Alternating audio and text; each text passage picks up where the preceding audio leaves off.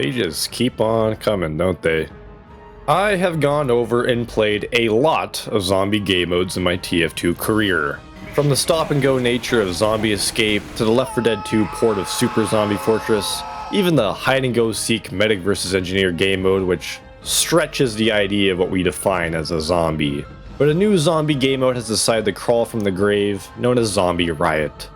Zombie Riot is an incredibly unique and altering game mode that extremely shakes up the rather repetitive nature of most zombie game modes. Instead of being PvP with one team of survivors and the other zombies, Zombie Riot is entirely a PvE game mode.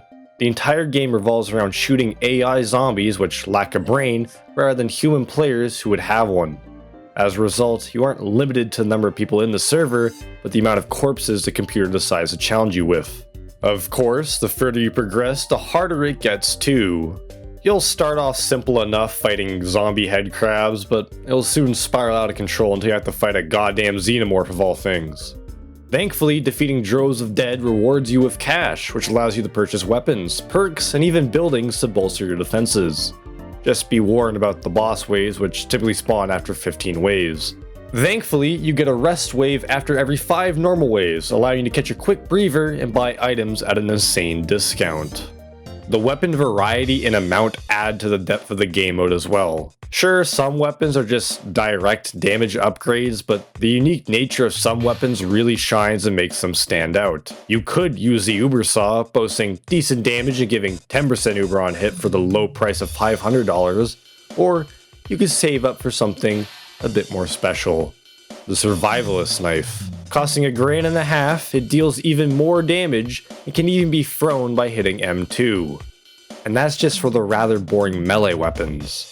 You have stuff like throwable grenades, a giant laser, magic wands. You should kill yourself now! Bouncing drone balls to death. And hold up. Is he using...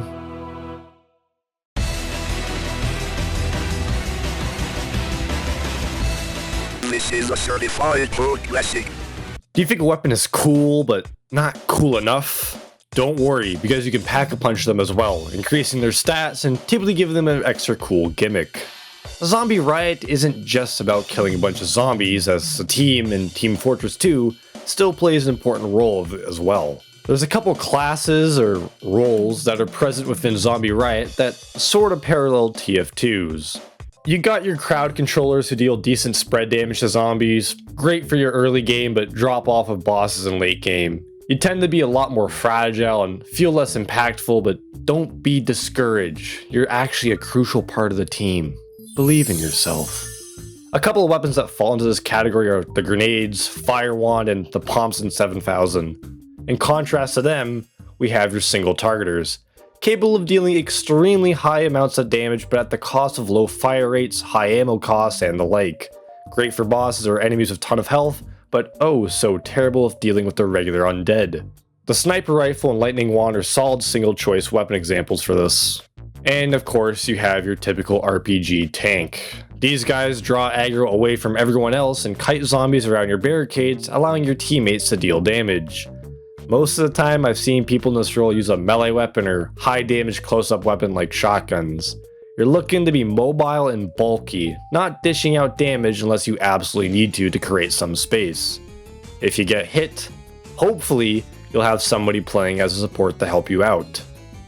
Keyword there is hopefully, because chances are you won't.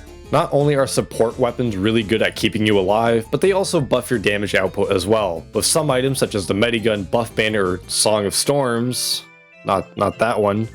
They're great to have, but aren't really that essential, until you reach a boss wave or late game.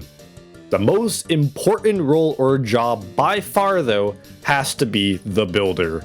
In charge of maintaining, repairing, and placing buildings, the builder is essential to play this game. Responsible for the most basic of barricades is one thing, giving you a nice safe spot to hide from the endless undead, but there are some extremely impressive buildings you can place as well, ranging from an infinite ammo box, a perk machine, and even a fucking Age of Empires barracks. Are you seeing this? This is insane. The Terraria Summer in TF2, my god, how the hell did they do this? The coolest part about this game mode has to be the permanent progress as well. Not every weapon, perk, or building is given to you at the very start. Instead, you have to level up to actually unlock them. What's really crazy though is that the server permanently keeps track of your current experience and level, meaning you don't have to worry about grinding back your levels when the map switches or if you get off of it.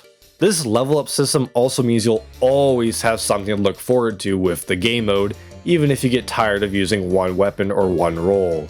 There is a lot more about this game mode that I've barely touched on, like the different buildings you can place, the Call of Duty perk machine, the maps, raid bosses, the power-up zombies can occasionally drop, or even the other game modes that the thing hosts, such as balloons. You know, balloons tower defense with the monkey. Despite the rather clunky menu system the game mode uses and the sheer adversity you might come across when first looking at all the weapons you can purchase, the rest of the experience is extremely smooth. You'd think that fighting combine soldiers with essentially custom weapons would be slightly janky, but it all feels extremely fluid and smooth, like you're actually hitting them where you aim, even if custom particles and such are floating around. It is simply remarkable what the creators of the mod have been able to achieve with it, truly pushing the limits of TF2's custom game modes to the max. The server IP address will be in the description below, and I highly recommend playing the game for yourself, because simply describing it and doing a showcase of it, ironically, does not do enough to showcase the game mode. If you're looking for a breather from the typical PvP nature of TF2 but think MVM is a bit too simple, you have to try out the insane wackiness and amplitude of chaos and carnage that Zombie Riot provides. I mentioned briefly before how the sheer wall of weapons and somewhat clunky menu system may seem daunting, but once you look at it for 3 minutes, you get a pretty good picture of it. It's also one of the few game modes I've seen that makes dying not boring, forcing you to go into a down state where someone needs to revive you, and then respawning you as a little knight dude if no one picks you up, capable of still attacking zombies and helping out the team. So you'll always be in the action, in case other custom game modes turn you off of permadeath or one life rounds.